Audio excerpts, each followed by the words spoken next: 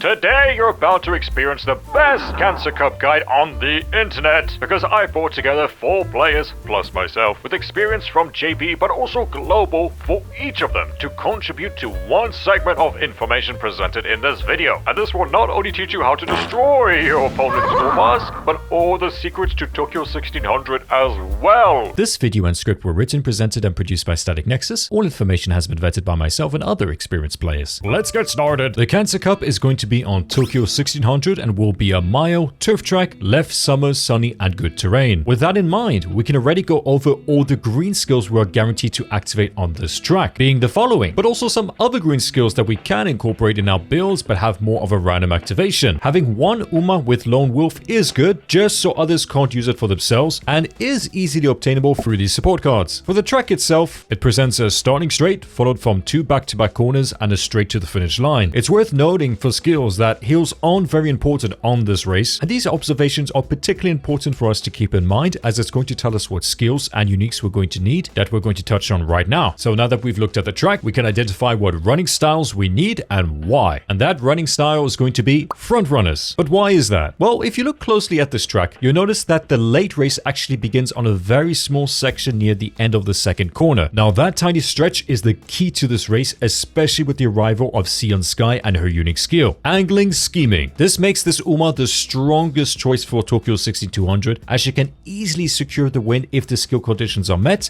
and her stat spreads are built correctly, which we will go over shortly. So it goes without saying that if you're not running Seiun Sky, you're going to want to inherit her skill on your other front runners, because angling and scheming is going to be the priority for all ace front runners. And the reason for that is because of what this unique skill actually does, and does so soon. The difference between this unique and other uniques is the late race clause, as it further narrows the activation time where it actually really matters, unlike Maruzensky's unique, which is just a state final corner or later. It will obviously be better if you do have Seiun Sky, so you can activate this unique skill at its full potential since it's our own, but it still has great value for your other ace front runners to inherit, as this skill gives a huge acceleration boost at the earliest time on this track, which will help your Umas hit their top speed faster. And since it activates right before the late race straight, you can chain it with other late race skills to surge ahead and leave the competition behind. But the only drawback for its activation is that it requires you being in first place. And because the late race corner is so short, overtaking there is nearly impossible or very unlikely, which means the Uma in the front who procs Seiun Sky's unique has a very strong chance of outrunning everyone to the finish. But if you have Seiun Sky, there are other unique skills that can serve her well as to chain with after angling, and are the following. So now that we have identified the meta unique skill for the Tokyo 1600, we need to find a way to counter it, and that's exactly what we're going to do right now with the help of K4 Dead and Roach. So what can we do to prevent angling and scheming from activating on front runners? Well, players in JP often used a strategy called front blocking. So as the name suggests, it's pretty self-explanatory. You bring an Uma whose sole purpose isn't to win, but instead to take the first place at the late race so others can't trigger angling and scheming. Of course, this means you can't trigger it either, which means you won't build your aces around angling and scheming, and you would go for something like a late surger or an encloser, or perhaps even a pace chaser, but preferably a late surge or encloser that we will get into a bit later. And the reason for that is that they can overtake at the slowed pack in the final stretch. So who can we use for front blocking? Well, the best and most accessible option for this role is Sakura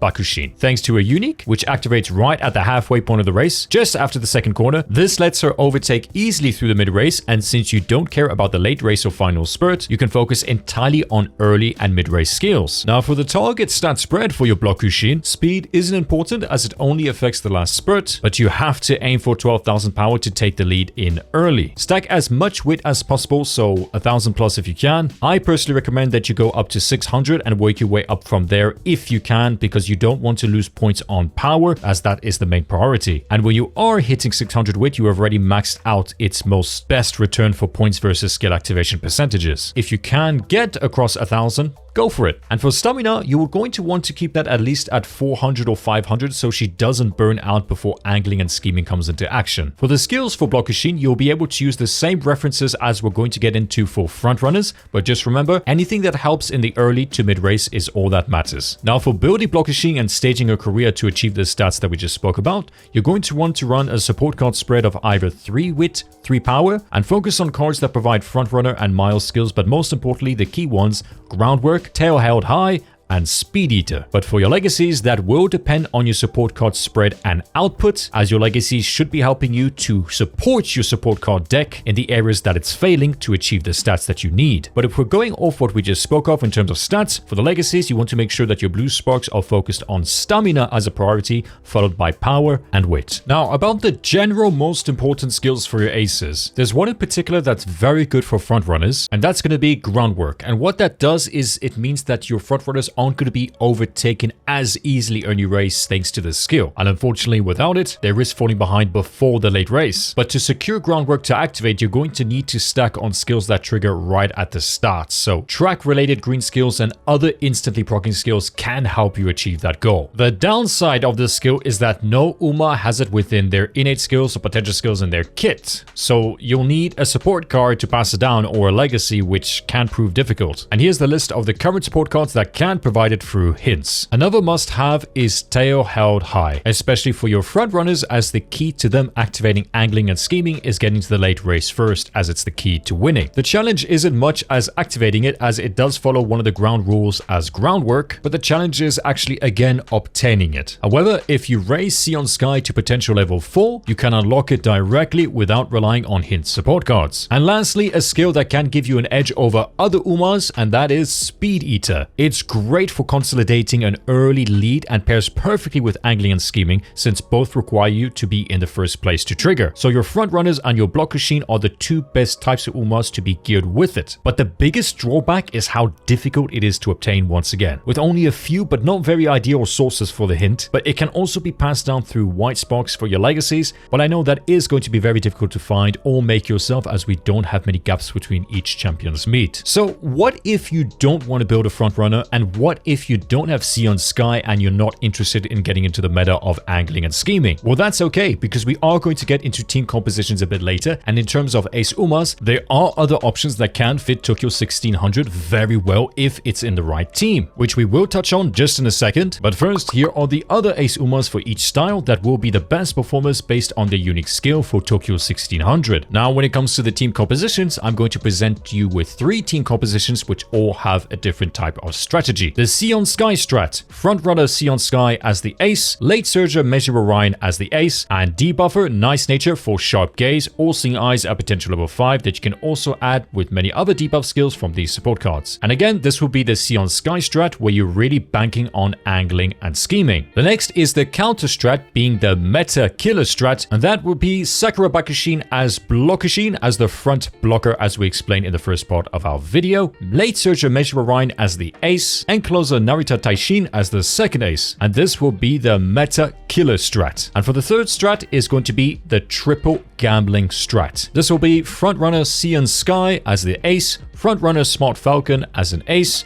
frontrunner Sakura Bakushin as an ace. Now, for this strategy to be worth something and for it to be a gambling strategy, you're going to need Falcon and Bakushin to have inherited Seiun Sky's unique skill, angling and scheming. And why is it a gambling strat? It's because you're hoping that one of your 3 front-running aces keeps the lead at the right time to activate angling and scheming, as we've been over. So you've got 1 in 3 chances for this to go through, and for whichever Uma does, she will create a massive gap between herself and the others behind her to the finish line. Now, when it comes to target stat spreads for the graded league for each style, you're going to want to aim for something different between front-runner aces and all the others, and you're going to want to aim for this. And when it comes to the open league, for frontrunners and all the other styles, you're going to want to aim at this. And to achieve this, we need to also go over the support card and legacy spreads. Now, for frontrunners, run 4 speed and 2 power support cards, with legacies prioritizing stamina as the top blue spark, followed by wit. Reaching 600 wit isn't that difficult if you do know how to manage your careers optimally. And as I've covered in all my videos, 600 wit is the best stopping point for skill activation percentages, as the returns afterwards are extremely poor. And as we've also covered in our rank and energy management guide,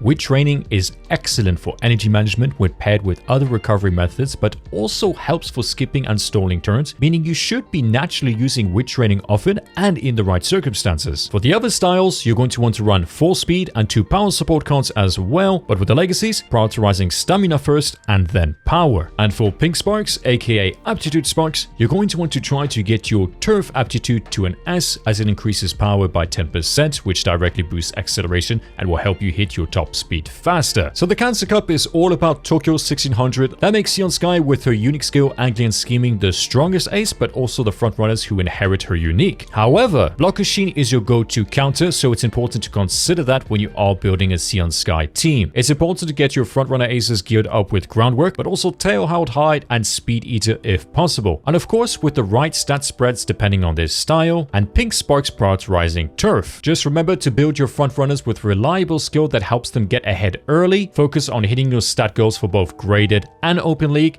and you'll be set for this cup. That's it. Big thank you to these 4 Discord members for taking part in this Cancer Cup guide. We all really hope that you enjoyed watching this, and please don't forget to drop them a thank you in the comments as well, and hit that subscribe button. This was Static. Remember to have fun, and I'll see you in the next one.